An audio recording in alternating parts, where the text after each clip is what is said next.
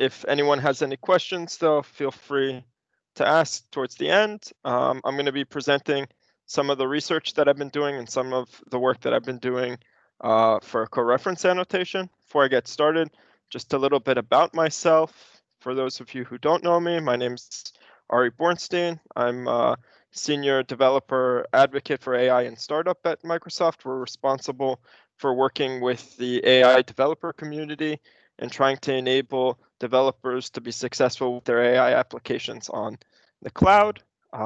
In practice, that means many different things, from supporting key open source repositories like PyTorch and TensorFlow, towards putting together demos for our first party conferences like Ignite, Build, and Inspire. It also means working very closely with a lot of the different developer communities here in Israel, and writing blog posts and other stories to just enable developers to get started more easily with their AI applications on the cloud. I'm going to be talking specifically today about some of the work that I do with the other hat that I wear, which is as a master's student at Bar Ilan. Just to go over the agenda, I'm going to talk a little bit about what the problem of cross-document coreference is for those of you who might not be as familiar. We'll go into discuss some of the more intricate challenges of coreference decisions. Then I'll talk about a little bit what are some of the challenges with existing coreference annotation tools. And then I'll present the new tool that I developed, CoRefi. I'll give a demo and I'll walk you through the GitHub repo and how to get started. And then I'll open the floor for any questions that anyone might have. So with that, let's get started and talk a little bit about what is cross-document coreference.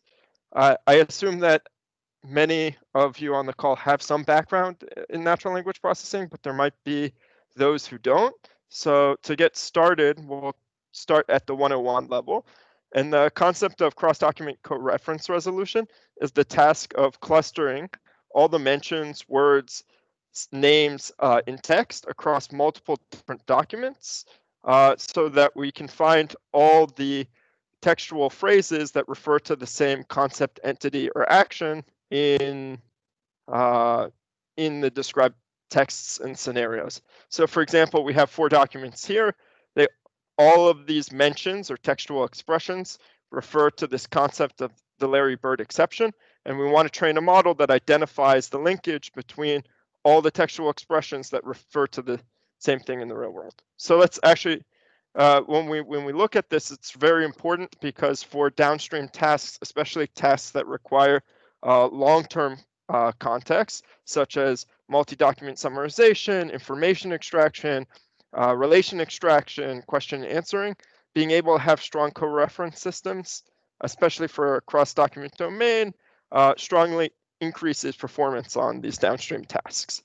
And one of the biggest challenges that we have is that even though large data sets exist for the domain of within document coreference, such as Ontonotes, when it comes to cross-document coreference, there are only a very few data sets.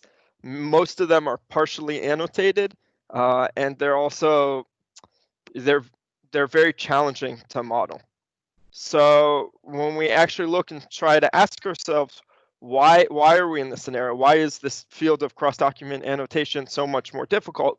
Well, one of the reasons is when we're dealing with within document coreference resolution, we often are talking about referencing only entity coreference resolution, where we only look at entities that co-refer, and in reality, we'd also like to look at events and actions and all terms that can refer to the same concept as well. But this can lead to essentially a quadratic complexity in terms of the amount of decisions that you have to make to decide whether 2 phrases co-refer in a text. One of the other big challenges that we have is existing tooling is not robust. It's not, even more modern tools that have come out in the past couple of years, they don't integrate well into crowdsourcing frameworks like Mechanical Turk or like the ones that we use internally at Microsoft. It's hard to embed these applications and scale them. The other challenge is decision complexity, and I'll explain that in just a minute. When we're talking about decision complexity, we need to look at what does it actually mean to make a coreference decision in the wild. So typically the way this works is, as we discussed before, we're provided with a series of documents. For each of the documents, we have what are called mentions. These are the textual expressions that we want to co-refer. Some textual expressions like things like articles aren't co-referable because they don't refer to anything. Determiners, other words, so we need to be able to differentiate between which textual, to start with, which textual expressions are co-referable and which ones aren't. We also have challenges in terms of how do we define the span of what comprises a mention and what doesn't, which gets complex as well. Once we have that, we have to actually make the coreference decision, and we want a cluster. And this is challenging for two main reasons. That often when we learn how to do coreference and your basic intro to NLP course, we don't talk about these things because we just take the data sets and run them. But the two major challenges that we have is that mentions often appear to be similar, but they don't actually co-refer in the same described topic. So similar to like this is in like an image domain, but you might have, and I'll give an actual example of this just in a minute. And the other big issue that we have is the opposite, where mentions might appear to be co-referring, but they actually refer to, or they might appear not to co-refer at all, but they actually co-refer in the described scenario. So like the famous joke for this would be like the 8 blind scientists who are feeling up an elephant and they're all describing it with different words. In the field of coreference, in this case, fan, spear, snake, tree, wall, and rope, all of those textual expressions or mentions refer to the concept of elephant, so they co-refer, even though in other contexts, it would be very, very hard to recognize that a fan or a spear or a wall or a snake or a tree or a rope could be referring to the same thing. So a perfect example of this, I've put together some challenges here.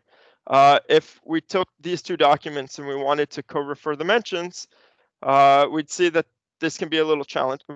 We can see why this would be challenging. So here we have the US team won against Russia 4-3, despite having weaker players. And we have the second document here where we see the Russian team lost to the US by 4-3, despite having stronger players. So when we actually look at how things co-refer and where they don't co-refer, we see some of these complexities. So we see that the word US team, Russia and Russia, even though their mentions appear to be similar, they don't co-refer, because here, the US, we have two words that are the exact same word, team, but this team refers to the United States team and this team refers to the Russian team. Additionally, here we see the word that US, but this here US refers to the team, the US team, and not the US country. So even though it's the exact same textual expression, it doesn't co-refer. And the opposite is true as well, where we can have words that are seemingly antonyms, like won and lost, that actually refer to the exact same event in the real world. The fact that the US team won against the Russian team is the exact same event or action as the Russian team losing to the US team. Therefore, these terms co-refer, even though they're opposites. So when we look at these challenges in context, it's really important that when you're annotating coreference, that you're considering the mention of the text. You're looking at the text in the entire context of the described scenario.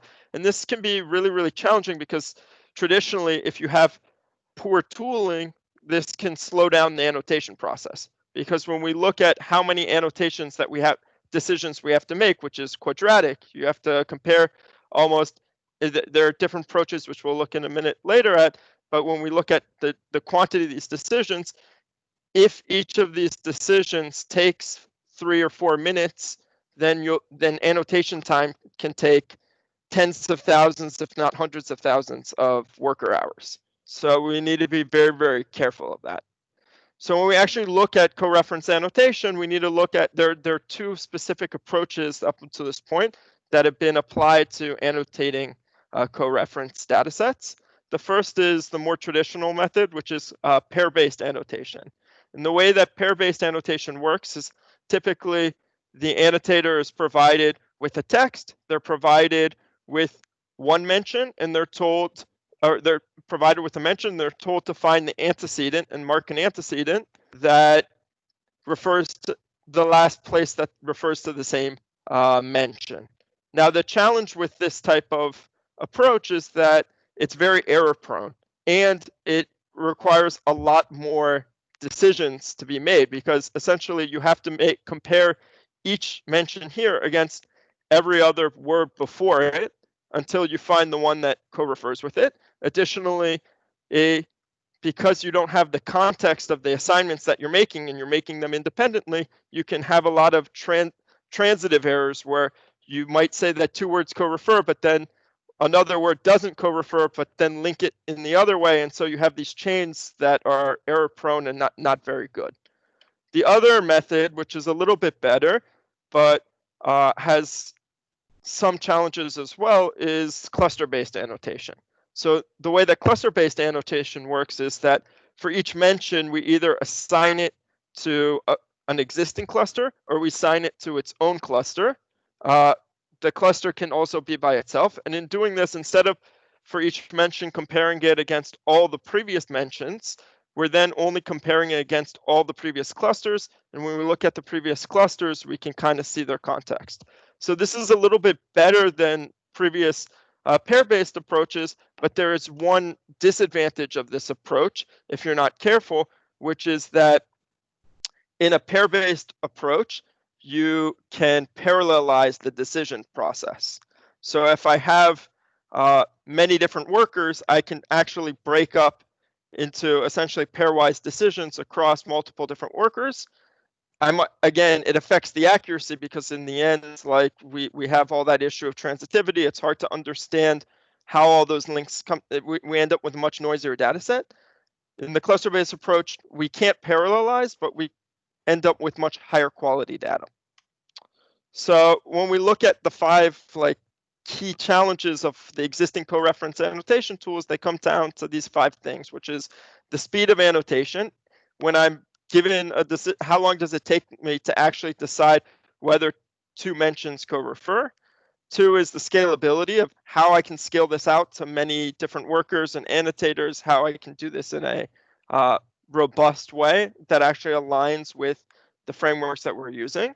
3 is how do I ensure the quality and reduce noise in the annotation? And as we saw before, because of the linguistic complexity, it can be very, very hard to just assume that you just hand somebody. If you look at the cross-document coreference data sets that exist today, like ECB Plus, they have decision guidelines that are something like 40 pages to 100 pages of very, very complex linguistic rules that you can't hand out to a standard worker, which affects the cost of annotation.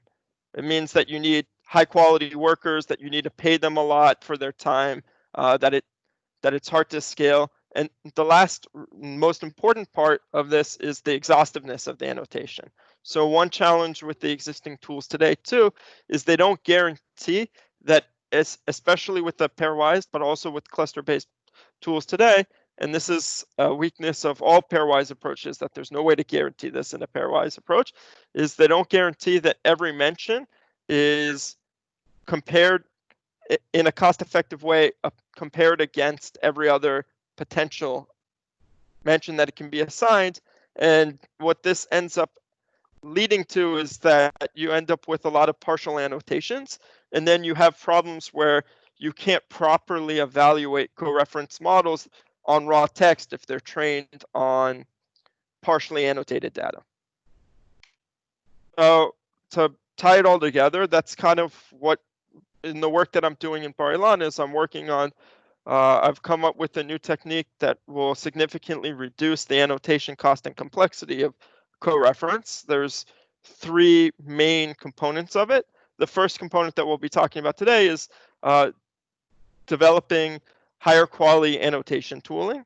The second component, which I'll talk about in potentially a follow-up lecture, is about reducing the decision complexity of the existing decision guidelines. And the third component of it is a new technique that I developed called projection, which again, I'll talk about in a future method, future presentation. But in this presentation, I'm going to talk about the new annotation tooling that I developed called CoRefi for within document cross-document coreference. And what I'm going to do is I'll show you how it works. So first and foremost, CoRefi is open source. It's developed using MIT license, so anyone can get started cloning and getting started with it. One of the important things about CoRefi is that there are three main features that are super important. Number one is it guarantees exhaustive annotation of your data sets. It supports both cross-document and within document annotation. Additionally, it provides an end-to-end process. As opposed to just being a standalone annotation tool, it actually provides an end-to-end process for onboarding annotators and familiarizing them with the annotation task to reduce the decision complexity time when they're actually performing real-world annotation. Also, it's the first tool to support a robust mechanism for reviewing. It's the only cluster-based tool that supports reviewing other annotation decisions. So when you're doing in the pair-based method, when you're doing review, it's fairly simple to say, do two terms co-refer to each other? It's either yes or no. But when you're using a cluster-based tooling, it's much more difficult to do that because the decisions, when you modify a specific user decision, it can affect the impact of a downstream interpretation of a later user assignment to a specific cluster. So I'll walk through each of these features in a minute, and then I'll open up for questions. One of the last really powerful thing about CoRefi is because it's developed using Vue.js, everything is embeddable as it builds into a web component, which is embeddable, which means that it can run in all the most popular frameworks like Amazon Mechanical Turk, like the internal tools that we use at Microsoft. It can run locally through an Electron application. It can be embedded into Electron application. It can also run as a standalone web server if you want to run your own trial. So that robustness is very powerful because most existing tools either run as a standalone Java web server, which is challenging and expensive to configure and scale, and doesn't run on the client side, or they are local tools that then it's very hard to distribute that workload or integrate it with the average place that you would go to actually get a worker pool for annotation. So in terms of getting started with CoRefi, the first thing you need to do is you need to pre-process your text. So in the repo here, we provide notebooks that pre-process and extract candidate mentions from raw text. What's nice about CoRefi as well is that it's agnostic to different annotation decision guidelines. So for every data set in cross-document coreference or in coreference in general, whether that's OntoNotes or ECB or meantime or RED or the different annotation guidelines, each ones have different intricacies of how they define mention spans, what the actual decision process is, and they're all a little bit different. A lot of the existing tooling either doesn't support any of them out of the box and requires you to create complex schemas, or makes you have to do essentially reproduce and doesn't provide any way to enforce to take advantage of pre-annotated data mentions. But CoRefi is agnostic, so it supports all the existing guidelines as well as the new guidelines that we're developing. So once you run this script, this provides you JSON config, which can then be used for actual annotation.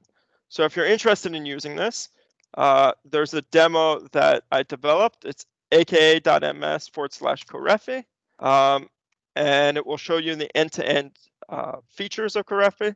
So the first feature that Corefi provides is it provides this onboarding experience that will walk you through how to actually make the annotation decision process. We can take a look at that now.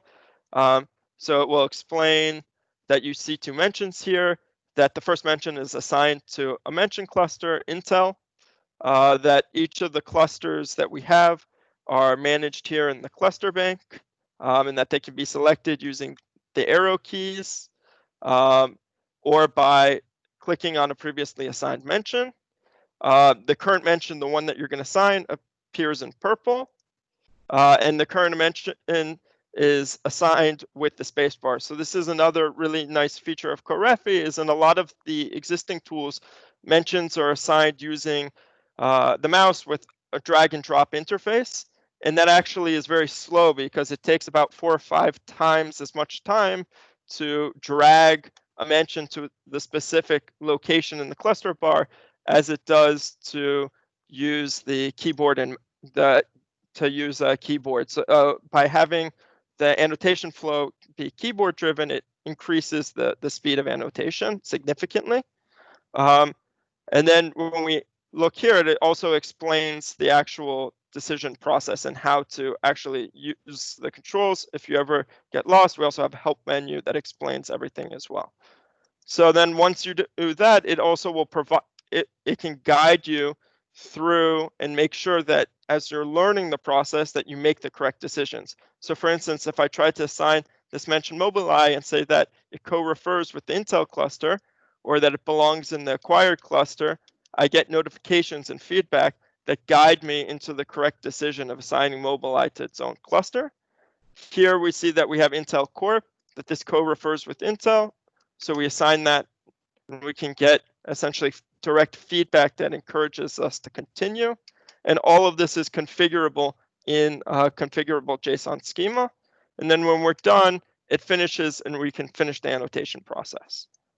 So in addition to the onboarding tutorial demo that teaches users how to use Corefi's functionality, we also provide configuration for guided annotation. So this is very similar to the onboarding, except we decouple the two experiences so that from an onboarding experience, users first and foremost understand how the tooling works. They familiarize themselves with the tooling and the different decisions. It's interactive, so they can actually learn and familiarize themselves with the tool. And then here in the guided onboarding, what we do is we teach users the actual decision process or the different decision guidelines in an interactive sandbox. So in this case, I can't make the wrong decision, but it will guide me towards making the correct decisions until I get to a point where I understand how to perform. It teaches me interactively how to make coreference decisions, and I can also use this environment to teach the intricacies of some of the trickier cases of coreference that we saw before. And by familiarizing users in this guided environment, when they actually get to raw annotation, they're already familiar with some of the patterns that are a little trickier, so that instead of a decision taking a couple minutes for them to think about for the first time, they're already familiar and it takes just a couple seconds to assign. So after that, we have the raw annotation view, which enables, I won't actually go through and annotate everything right now because it takes about 15 minutes. But what's very nice about this is when we did the first annotation with some of the competing tools, we saw that annotations that used to take multiple hours or by hand that would take a day to do, we can do them in about 20 minutes using Corefi.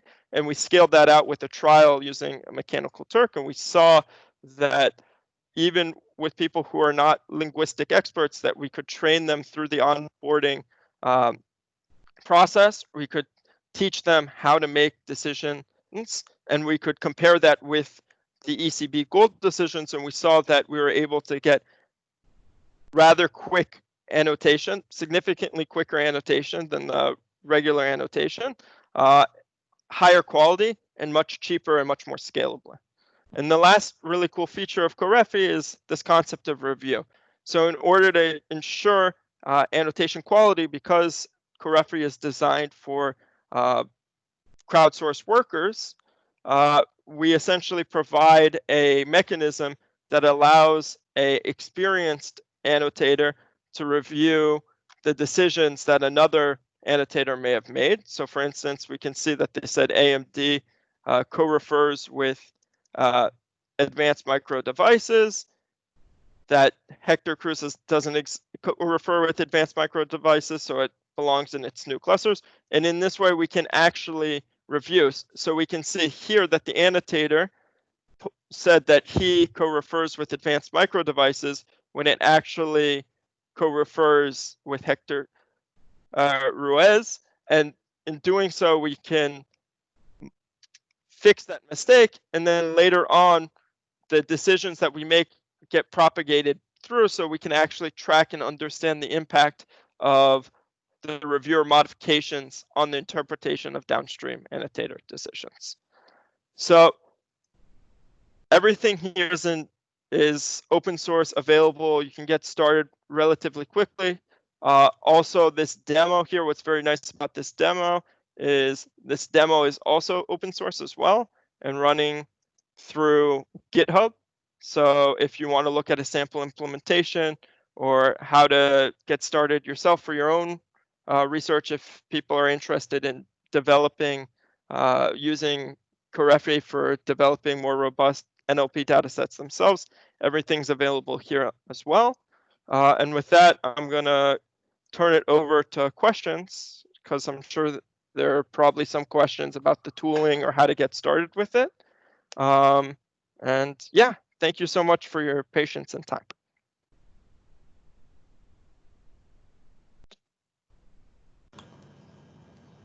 תודה, ארי. יש לי שאלה. כן, בכיף. על התהליך יותר.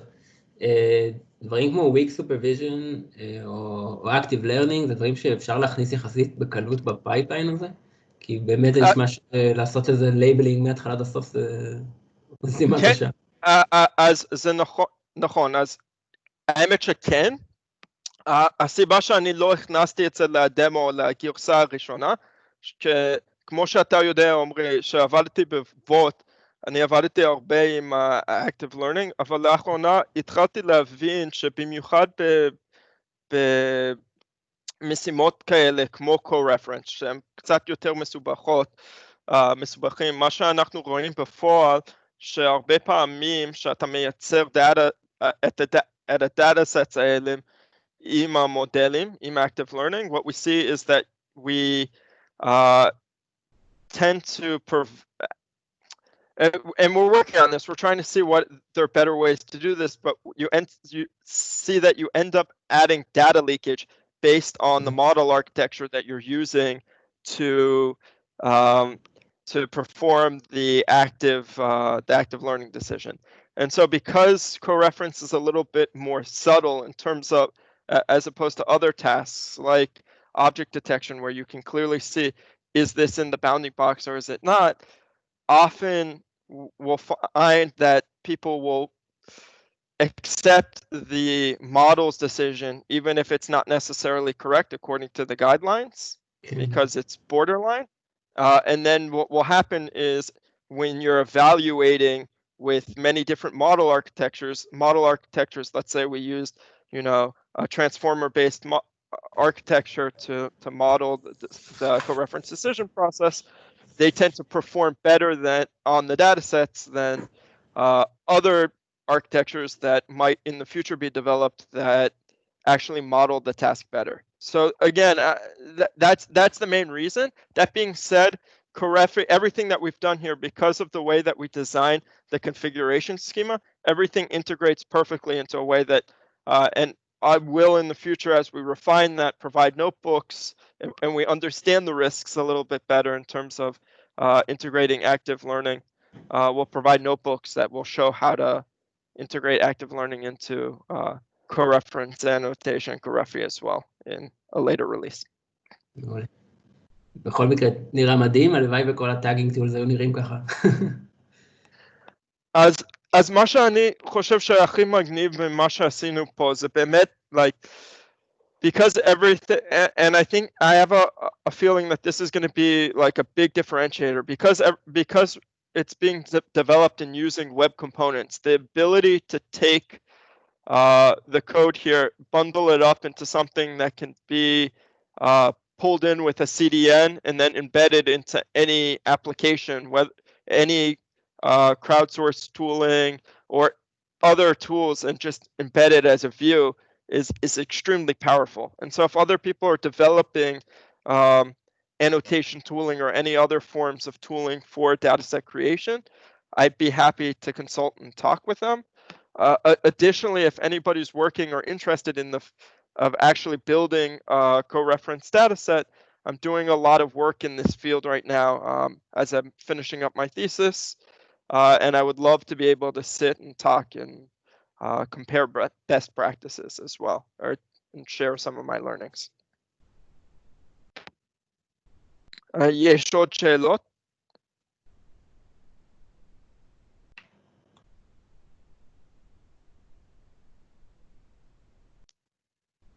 Okay, well, in that case, like, I know that I finished a little bit earlier than we expected.